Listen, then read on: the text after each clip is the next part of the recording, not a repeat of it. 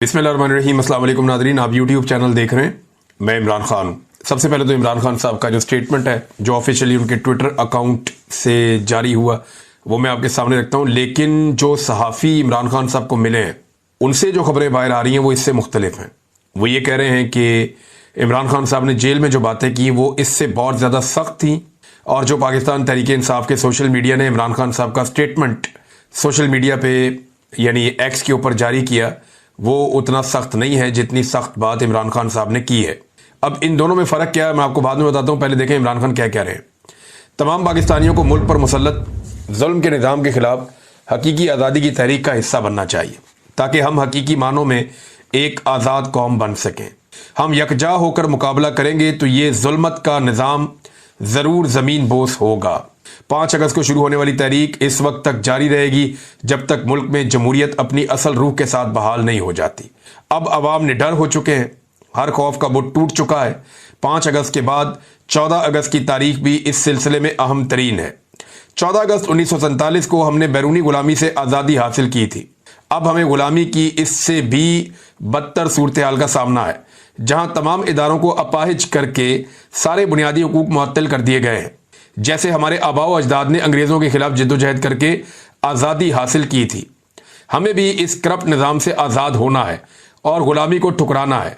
Peoples party और नून league Asim Munir के लिए वैसा ही कठपुतली का किरदार अदा कर रही हैं जैसा काफ लीग ने मुशर्रफ के लिए किया था। उनका किरदार सियासी जमात का नहीं, एस्टेब्लिशमेंट के पॉलिटिकल फ्रंट का है। इसी आड़ में करप्शन और लूट मार का सिलसिला भी जारी है। 77 साल लगाकर पाकिस्तान में मुश्किल से चंद इदारे खड़े हुए थे जहां बार बार मार्शल लॉ लगते रहे, जिसने इस अमल को दुश्वार बनाया, मगर फिर भी इदारे मौजूद थे। लेकिन आसिम मुनीर के मार्शल लॉ ने सिर्फ अपने इक़्तिदार की तवालत के लिए इन इदारों को भी एक एक करके तबाह कर दिया है।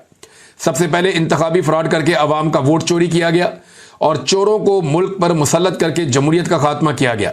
फिर मीडिया का गला घोंट दिया गया, मुल्क में बदतरीन सेंसरशिप लगाई गई और अब अदलिया को 26वीं आईनी तरमीम करके एक सरकारी इदारा बना दिया गया है। ऊपर से लिखी लिखाई सजाएं जजेस के हाथ में थमा दी जाती हैं। जज खुद उसका एतराफ़ करते हैं कि हमारे हाथ में कुछ नहीं है, जो हमें थमा दिया जाता है हम इसी पर साइन करके दे देते हैं। इस वक्त मुल्क में अदलिया मुकम्मल मफलूज है। यहां कैंगरू कोर्ट्स चल रही हैं जो हर तरह से कानून की धज्जियां बखेर रही हैं।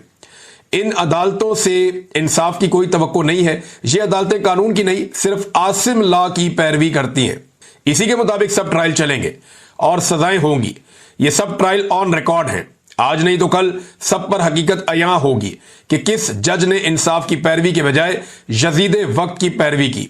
रावलपिंडी, लाहौर, सरगोदा और फैसलाबाद की अदालतों के जरिए हमारे पार्टी रहनुमाओं, मेंबरान असेंबली और कारकुनों को झूठे केसेस में सजाएं दिलवाकर हमारी तहरीक का रास्ता रोकने की एक और नाकाम कोशिश की गई है। हक परस्ती की पादाश में सजाओं की हकदार ठहरने वाली पार्टी लीडरशिप और कारकुनान को खुसूसी खराज तहसीन पेश करता हूं। सिकंदर सुल्तान राजा ने हाई कोर्ट की अपीलों का इंतजार किए बगैर हमारे मेंबरान असेंबली को नाअहल करार दिया। तारीख जब लिखी जाएगी सिकंदर सुल्तान राजा का नाम स्याह तरीन हरूफ में दर्ज होगा। इस शख्स ने 1.5 साल में 17 सीटों वाली जमात को 2/3 अक्सरियत दिलवाने में सबसे अहम किरदार अदा किया है। मुल्क का निजाम इनके हाथ में दे दिया गया है, जिन्होंने अवाम का वोट और पैसा दोनों चुराया। जो लोग आइन और जमहूरियत के साथ खड़े हैं इनको जेलों में डाल दिया गया ताकि इस मुल्क में कोई जमहूरियत का नाम लेवा ना हो। हमारे जो मेंबरान असेंबली नाजायज तरीके से नाअहल किए गए उनकी जगह ज़िमनी इंतखाबात में किसी को खड़ा नहीं किया जाएगा, क्योंकि इन लोगों ने कई तरह की मुश्किलात झेल कर इंतखाब लड़ा था और मुसलसल तरीके इंसाफ के साथ खड़े रहे।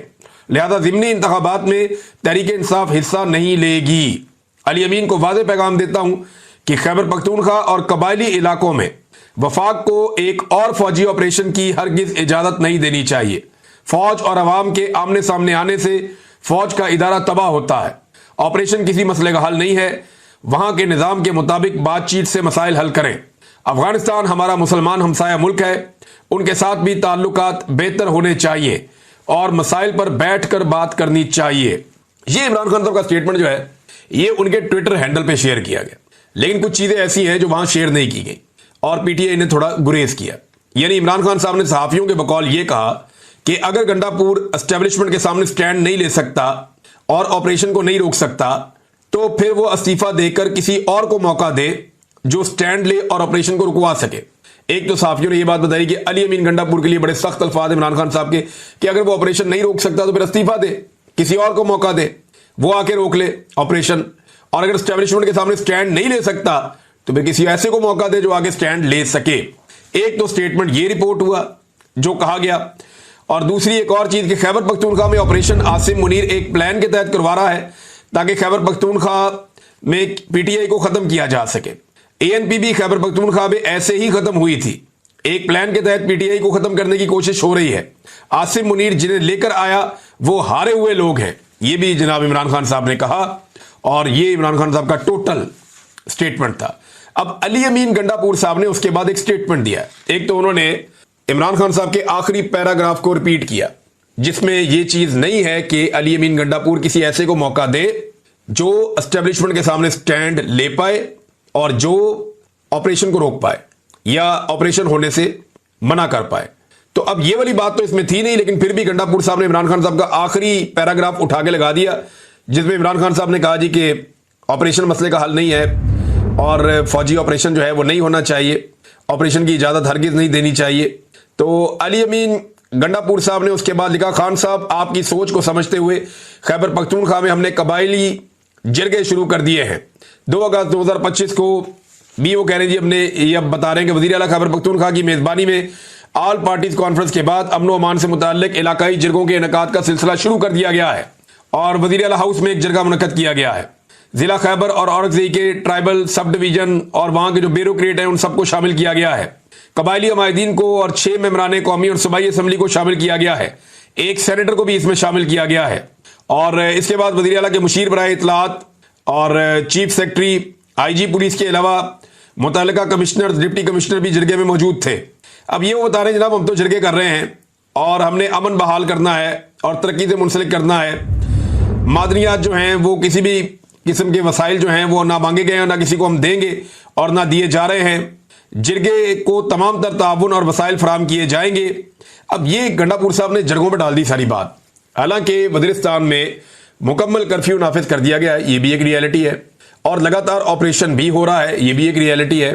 एक तरफ मिलिट्री ऑपरेशन खैबर पख्तूनख्वा में जारी है, दूसरी तरफ गंडापुर साहब अपनी जबान से ये कहते हैं कि मैं मिलिट्री ऑपरेशन की इजाजत नहीं दे रहा और ना ये हो रहा है, और तीसरा जो है वो जरगे कर रहे हैं और ये क्लेम करते हैं कि जरगों के फैसलों पर अमल दरामद होगा, जबकि जरगे एक ही बात करते हैं कि किसी सूरत कोई मिलिट्री ऑपरेशन नहीं होगा। लेकिन साथ साथ मिलिट्री ऑपरेशन भी होता है और मिलिट्री ऑपरेशन के लिए जितने जरूरी इकदाम हैं वो सारे गंडापुर साहब की हुकूमत करके देती है। मिसाल के तौर पे यानी इमरान खान साहब ने कहा कि नहीं कर सकते तो छोड़ दो। अब गंडापुर साहब हुकूमत कैसे छोड़ेंगे? हुकूमत तो वो कभी नहीं छोड़ेंगे, ना वो हुकूमत छोड़ना चाहेंगे।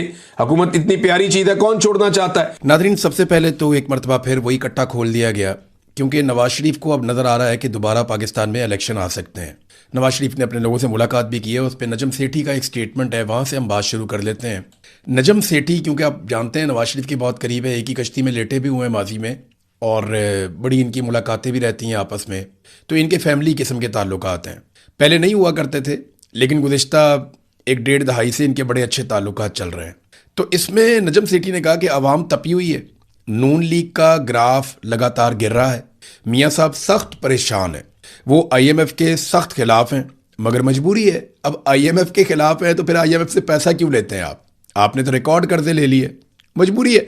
मियाँ साहब ने इजलास बुलाया कि अवाम से ताल्लुकात बेहतर रखें, वोट बैंक पक्का करें, किसी भी वक्त कुछ भी हो सकता है। अब तो साबिक secretary election commission Kanwar Dilshad ने भी इलेक्शन की बात की है। वैसे वो लोग तो ये भी कह रहे हैं कि फील्ड मार्शल आसिम मुनीर सदर पाकिस्तान बनना चाहते हैं। देखिए, पूरा मुल्क तो आसिम मुनीर साहब के कंट्रोल में है, तो वो सदर पाकिस्तान क्यों बनना चाहते हैं? कभी आपने ये सोचा?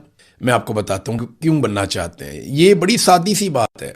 आसिम मुनीर साहब कुछ भी कर लें, पाकिस्तान को जितना मर्जी कंट्रोल कर लें, डोनाल्ड ट्रंप से जितनी मर्जी तारीफें करवा लें, लेकिन उन्हें आलमी सतह पे महज़िब ममालिक में कभी भी एक सरकारी मुलाजिम से ज़्यादा प्रोटोकॉल नहीं मिलेगा। ये चीज़ तकलीफ देती है। जब अपने मुल्क के अंदर आप मौजूद होते हैं तो आपके लिए हर चीज़ रुक जाती है। सदर पाकिस्तान की गाड़ियां भी रोक कर आपको गुजारा जाता है। वज़ीर आज़म जो है वो आपके जूते पॉलिश करता है दिन रात और आपके कहने के ऊपर हाँ बोलता है, आपके कहने के ऊपर ना बोलता है। और जैसे ही आप पाकिस्तान से बाहर जाते हैं तो आपकी हैसियत एक सिक्योरिटी गार्ड जैसी हो जाती है कि ये सरकारी मुलाजिम है। यूरोप में आप चले जाते हैं तो आपको सरबराह मुमलिकत वाला प्रोटोकॉल नहीं मिलता क्योंकि आप पाकिस्तान में जितना मर्जी गंद मार लें, यूरोप में, अमेरिका में, बाकी ममालिक में, जब आप वहां जाते हैं तो वो आपको वैसे ही ट्रीट करते हैं जैसे एक सरकारी मुलाजिम का प्रोटोकॉल है। तो ये दिल में ख्वाहिश तो जागती है ना कि इतना सारा कुछ करने के बाद भी मुझे वो इज्जत नहीं मिलती जो ये इसको मिलती है, आसिफ अली जरदारी को या शहबाज शरीफ को। तो अगर एक आईनी ओहदा साथ में लग जाए, वैसे तो इन्होंने अपना ओहदा भी आईनी कर लिया कि अब अगर आर्मी चीफ को आपने हटाना है तो आपको 2/3 अक्सरियत चाहिए होगी। वैसे ये भी एक मजाक है, ये तो वजीर आजम का अपना इख्तियार है कि वो जब चाहे आर्मी चीफ को तब्दील कर दे। अभी अमेरिका के अंदर उनके वजीर जंग ने, पीट हेग्सेथ ने, वो अपना चीफ उन्होंने बदल दिया। किसी ने, अपोजिशन ने, हुकूमत ने, किसी ने आवाज ही नहीं उठाई। उन्होंने कहा ठीक है भाई, इसका इस्तेहकाक है, इसने बदल दिया। पाकिस्तान में आर्मी चीफ इतने डरे हुए हैं कि उन्होंने अपने आप को मजबूत करने के लिए एक तरीकाकार अडॉप्ट किया और अब अपने आप को एक आईनी किस्म का बंदा बना लिया कि आप 2/3 अक्सरियत के बगैर आप मुझे नहीं हटा सकते मेरी सीट पे से। तो कभी के दिन लंबे और कभी की रातें। तो मामला यह है कि वो बनना तो चाहते हैं सदर, आर्मी चीफ भी सदर बनना चाहते हैं। अब जो एक और खबर है कि 28वीं आईनी तरमीम आ रही है। ये जो 28वीं आईनी तरमीम है, इन सबको डर है कि अगर इलेक्शन आ गए तो इसको अगर हमने तब्दील ना किया हुआ ना तो इलेक्शन में हम फारग हो जाएंगे। अब सारे अपना अपना अंदाजा लगा रहे हैं कि हम इसमें क्या हासिल कर सकते हैं। यानी मिलिट्री एस्टेब्लिशमेंट या आसिम मुनीर साहब बैठ के ये देख रहे हैं कि मैं 28वीं आईनी तरमीम में क्या कुछ हासिल कर सकता हूं। तो वो अलग अलग ऑप्शन पे गौर कर रहे हैं।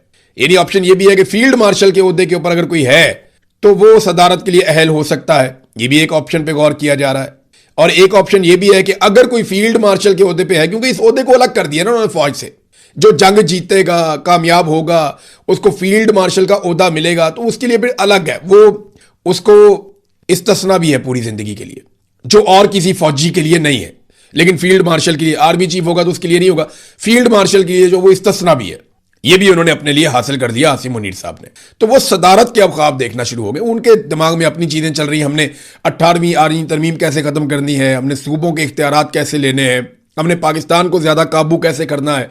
तो उनके अपने गोल्स हैं, सियासतदानों के अपने। अभी लोग वोट ही नहीं डालते, अब क्या करें।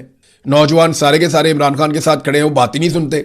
उनको बात यहां से समझाओ, वहां से वो नहीं समझते, दूसरी तरफ समझाओ, वो अगली बात कर देते हैं। नौजवानों के सवालात के जवाबात है नहीं। अब करें क्या, जाएं किधर। तो ये एक तजवीज़ जनाब, ये राणा सनाउल्लाह साहब ने एक मरतबा फिर वो टॉक शो में बात कर रहे थे, सलीम साफ़ी साहब से गालिबन मैंने सुना वो क्लिप। तो हुकूमत इसके ऊपर पहले भी कह चुकी है, अब भी कह रही है कि हम वोटर की जो उम्र है वो 25 साल तक ले जाएंगे। यानी जो 18 साल से लेकर 25 साल तक के बीच में 60 साल का एक गैप है वो हम निकाल देंगे। 25 साल का वोटर कर देंगे तो करोड़ों वोटर बाहर करने की कोशिश है। अब नए वोटर जो बन रहे हैं उनसे भी जान छुड़वा लेंगे ये। तो क्या उसके बाद ये इलेक्शन जीत जाएंगे? तो मेरा सादा जवाब ये है कि कोई फर्क नहीं पड़ेगा ज्यादा, क्योंकि 25 साल से नीचे हो या ऊपर हो, कहानी एक ही चल रही है। लेकिन एक सवाल है मेरा, वो ये कहते हैं कि जब वोट लेने के लिए यानी इलेक्शन लड़ने के लिए जब आपकी उम्र 25 साल है तो फिर इलेक्शन में वोट डालने के लिए आपकी उम्र 18 साल क्यों है? ये सवाल राणा सनाउल्लाह साहब ने पूछा। तो मिच्योर होना चाहिए बंदे को। तो मेरा सादा सादा इसके ऊपर सवाल यह है कि 17 साल का लड़का फौज में भर्ती हो जाता है, सेकंड लेफ्टिनेंट, और वो मुल्क की हिफाजत की अहम तरीन जिम्मेदारी उसको दे दी जाती है, वो भी आप 25 साल कर दें। फिर जो लेक्चरर भर्ती होता है, जो अगली कौम की तरबियत करता है, 17वें ग्रेड के अंदर चला जाता है, वो 21 साल की उम्र में हो जाता है, वो भी आप 25 साल कर दें। फिर जो आपका CSS का एग्जाम है, वहां पे जो CSS करके ऑफिसर आके भर्ती हो जाते हैं, जो अहम तरीन सरकारी ड्यूटीज करते हैं और बहुत बड़ी रिस्पॉन्सिबिलिटी उन्हें मिलती है, वो उम्र 21 साल है। फिर अगर आपने सिविल जज बनना है, आप इम्तिहान में जाते हैं, आप जज बनते हैं, 22 साल की उम्र में आप जज बन जाते हैं और आप लोगों के फैसले करते हैं बैठ के, अहम तरीन फैसले, 22 साल। तो वोटर 25 साल का क्यों? ये सवाल जो है ना, पूरी दुनिया में लोग वोटर की उम्र कम कर रहे हैं, 17 साल, इससे नीचे लेकर जाना चाह रहे हैं। कई ममालिक गौर कर रहे हैं कि हम 16 साल तक वोटर की उम्र कर दें, और इससे नीचे भी ले जाने की बात हो रही है कि नौजवानों का हिस्सा सरकार के अंदर बढ़ाया जाए ताकि नौजवानों का एतमाद बढ़े, वो सिस्टम का हिस्सा बनने के लिए ज्यादा आमादा हो और पॉलिटिकली वो ज्यादा इन्वॉल्व हो चीजों के अंदर, वो अपने मुल्क के बारे में, अपनी कौम के बारे में ज्यादा सोचना शुरू करें, पॉलिटिकल अवेयरनेस आए। दुनिया ये सोच रही है, हम कह रहे हैं नहीं, हम 25 साल तक लेकर जाएंगे, क्योंकि इस वक्त सियासतदानों का मफाद है। इलेक्शन जीतने के लिए पाकिस्तान की मिलिट्री एस्टेब्लिशमेंट और उनके साथ मिली हुई जमातें ये किसी भी लेवल तक जाएंगे। मैं आज की बात कर रहा हूं, हो सकता है कल एक दिन आए कि नवाज शरीफ फौज के खिलाफ खड़ा हो जाए। वैसे तो मुश्किल ही लगता है, क्योंकि नवाज शरीफ जब भी फौज के खिलाफ खड़ा हुआ या फौजी मुदाखलत के खिलाफ खड़ा हुआ, नवाज शरीफ अपनी जाती पॉलिटिक्स के लिए खड़ा हुआ, पाकिस्तान के लिए कभी नहीं खड़ा हुआ। जैसे ही मौका मिला, नवाज शरीफ वापस जाके गोद में बैठ गया। हमेशा नवाज शरीफ ने यही किया। अब आजाद कश्मीर और गिलगित बल्तिस्तान का इलेक्शन है, एस्टेब्लिशमेंट के लिए दर्द सर बने हुए, हर हाल में वो चाहते हैं कि इलेक्शन जीतना है, क्योंकि उन्हें यही टारगेट दिया गया है कि आजाद कश्मीर और गिलगित बल्तिस्तान किसी सूरत हार नहीं सकते। वहां पे मुकम्मल कंट्रोल चाहिए। सेक्टर कमांडर्स की दुर्गत बनी हुई है, कभी इधर भाग, कभी इसको भगा, कभी उसको भगा, कभी ये देख, कभी वो देख। एजेंसियों के दफ्तरों के अंदर सेल बने हुए हैं कि जनाब आपने कुछ भी करके इन 2 इलेक्शंस के अंदर पाकिस्तान तहरीक इंसाफ को, इमरान खान फैक्टर को आपने बाहर रखना है। अब वही किया गया। यानी जो चीजें अभी तक सामने आई हैं और जो ये करने जा रहे हैं, मैं आपको बता देता हूं। एक तो इंटरनेट बंद करेंगे, मोबाइल सर्विसेज भी बंद की जाएंगी, जाली नताइज जैसे पहले जारी किए ये फिर जाली नताइज जारी करेंगे। फिर सख्ती भी इंतहाई दर्जे की जा रही है। पाकिस्तान तहरीक इंसाफ के लोगों को धमकाया भी जा रहा है कि आप बेफिक्र हो जाएं, आप इलेक्शन नहीं जीतेंगे, आप जो मर्जी कर दें, जितने मर्जी वोट आप ले लें। फुल मुदाखलत हो रही है टिकटों की तकसीम में भी। पाकिस्तान तहरीक इंसाफ के अंदर बहुत कोशिश की है एस्टेब्लिशमेंट ने कि ऐसे लोगों को टिकट पाकिस्तान तहरीक इंसाफ दे जो बाद में आराम से एस्टेब्लिशमेंट के कंट्रोल में आ जाए। पहले भी ऐसे हुआ था, पंजाब में खासतौर पर ज्यादा हुआ कि टिकटों की तकसीम में ऐसे लोगों के पास टिकट चले गए जो बाद में इलेक्शन जीतने के बाद इमरान खान साहब की पार्टी को छोड़ के बेवफा बन गए। और ये इमरान खान साहब ने जब 2018 का इलेक्शन लड़ा था तब भी हुआ था। तब भी एस्टेब्लिशमेंट ने अपने बंदे इंजेक्ट किए थे इनकी पार्टी के अंदर। उन बंदों ने जब इलेक्शन जीत लिया इमरान खान का नाम लेकर, तो बाद में 20-22 लोग छोड़ के चले गए इमरान खान को, जब रजीम चेंज ऑपरेशन हुआ था। अभी आजाद कश्मीर में लोग शिकायतें भी कर रहे हैं, गिलगित बल्तिस्तान में भी की हैं, आजाद कश्मीर में लोग शिकायतें कर रहे हैं कि जनाब हमारे जो नजरियाती लोग हैं उनको नजरअंदाज किया जा रहा है, और जो कमेटी बनाई गई है उस पर भी हमें एतराजात हैं। कोई लोग एहतजाज करने के लिए बैरिस्टर गौर के घर तक पहुंच गए थे, वहां पर उन्हें सिक्योरिटी फोर्सेज ने प्रोटेक्ट किया उनके घर को। लोग एहतजाज कर रहे हैं। आजाद कश्मीर में भी, गिलगित बल्तिस्तान में भी दबाव डाला जा रहा है, और कोशिश यह है कि कुछ भी करके या तो एस्टेब्लिशमेंट के बंदे आए जिन्हें तोड़ा जा सके बाद में, या जाली इलेक्शन करवा के पाकिस्तान तहरीक इंसाफ के उम्मीदवारों को बाहर रखा जाए। इंतखाबी निशान तक तो छीन लिए गए हैं, पुराना तरीकाकार यहां पे भी इस्तेमाल किया जा रहा है। नाज़रीन, कराची में एक ज्वेलर की दुकान के ऊपर FIA के एहलकारों ने छापा मारा, उसकी वीडियो बाहर आ गई। ये ना नॉर्मली यही करते हैं लोगों के साथ। वो ऑफिसर है, वो चपेड़े मारता जा रहा है। ये क्या है, ये बताओ, धर चपेड़, ये बताओ कहां से आया, फिर चपेड़। यानी वो ऐसे थप्पड़ मार रहा है, थप्पड़ो थपड़ी कर दिया उसने लोगों को। ये कौन सी तफ्तीश है? आपने छापा मारा, आप चीजों को कब्जे में लें, आप सील करें, आप लोगों से सवालात करें। आपको गलत चीजें मिलें, आप उसको बंद कर सकते हैं, आप उनको ले जाके गिरफ्तार कर सकते हैं, लेकिन आप उनकी दुकान में, उनके रोजी के अड्डे के ऊपर खड़े होकर उनको चपेड़े नहीं मार सकते। ये किसी कानून के अंदर इजाजत नहीं है। और पूरी वीडियो के अंदर किसी जगह पे नहीं दिखाया गया कि वो मुजामत कर रहे हैं या बदतमीजी कर रहे हैं या वो धक्के दे रहे हैं या उन्होंने कॉपरेशन ना की हो। ऐसी कोई चीज पूरी वीडियो में नहीं दिखाई गई, लेकिन वो FIA का इंस्पेक्टर थप्पड़ मारता जा रहा है। वो वीडियो ना निकलती तो किसी को पता ही नहीं चलता और होता ही कुछ ना, ये जलील हो जाते। उनके वालिद को लड़कों के सामने उन्होंने चपेड़े मारी। मुझे बताएं कि ये नौजवान पाकिस्तान में काम करना चाहेंगे? क्या आप किसी के वालिद को उसके बच्चे के सामने, जवान बच्चे के सामने आप थप्पड़ मारते हैं तो आपको लगता है कि वो कानून का एहतराम करेगा? आपको लगता है वो कानून से खुश होगा? ये तो शुक्र है ये केस ही अलग है। यहां पे CCTV फुटेज निकल आई, सोशल मीडिया पे वायरल हो गया, ऑफिसर को सजा हो जाएगी। लेकिन मेरा सवाल यह है कि आम तौर पे जो आप ये करते हैं, किसी भी बाप को उसके बच्चों के सामने जलील करते हैं, तो वो बच्चा रियासत के बारे में और रियासती इदारों के बारे में क्या सोचता है? पाकिस्तान में ना बहुत बड़ी तब्दीली की जरूरत है। ये चीजें ठीक नहीं होंगी ना तो पाकिस्तान के लोग पाकिस्तान के इदारों से नफरत करते चले जाएंगे। नाजरीन, पंजाब के बारे में अपने आपको खबरदार किया था और बार बार किया था कि इनकी जो पॉलिसीज हैं उनकी वजह से किसान तबाह बर्बाद हो रहा है। और अब हुकूमत ने एतराफ करना शुरू कर दिया कि 12 से 15% तक गंदम का शॉर्टफॉल हो सकता है पंजाब में। ये बहुत बड़ा शॉर्टफॉल है। अब बाहर से गंदम मंगवानी पड़ेगी और पंजाब ने रास्ते सारे बंद कर दिए, किसी और सूबे में गंदम ना जाए। देखिए, खैबर पख्तूनख्वा बिजली पैदा करता है, उन्होंने तो रास्ता बंद नहीं किया, पूरे पाकिस्तान में बिजली जा रही है। बलूचिस्तान गैस पैदा करता है, उन्होंने तो रास्ता बंद नहीं किया, पूरे पाकिस्तान में गैस जा रही है। सिंध जो है वो तजारती रास्ते खोलता है, उन्होंने तो रास्ता बंद नहीं किया, पूरे पाकिस्तान में तजारत हो रही है, बंदरगाहें उनके पास है। और पंजाब में गंदम और सब्जियां पैदा होती हैं, बाकी चीजें। अब इन्होंने रास्ता बंद कर दिया कि जी हम गंदम की तरसील नहीं देंगे खैबर पख्तूनख्वा को। ये कितनी बड़ी ज्यादती है। अगर वो बिजली बंद करेंगे तो ये कहेंगे वफाक को खतरा है, और ये गंदम बंद कर दें तो ये कहते हैं जनाब हमारा शॉर्टफॉल आ रहा है। तो हम पहले बता रहे थे कि इन्होंने इतनी कीमतें बढ़ा दी हैं खाद की, यूरिया की, DAP की, कि अब किसान अफोर्ड नहीं कर सकता। और इन्होंने किसान को इतनी मार मारी पिछले साल कि किसान अब चीजें खरीद नहीं पा रहा और वो गंदम की पैदावार कम होती हुई देख रहा है।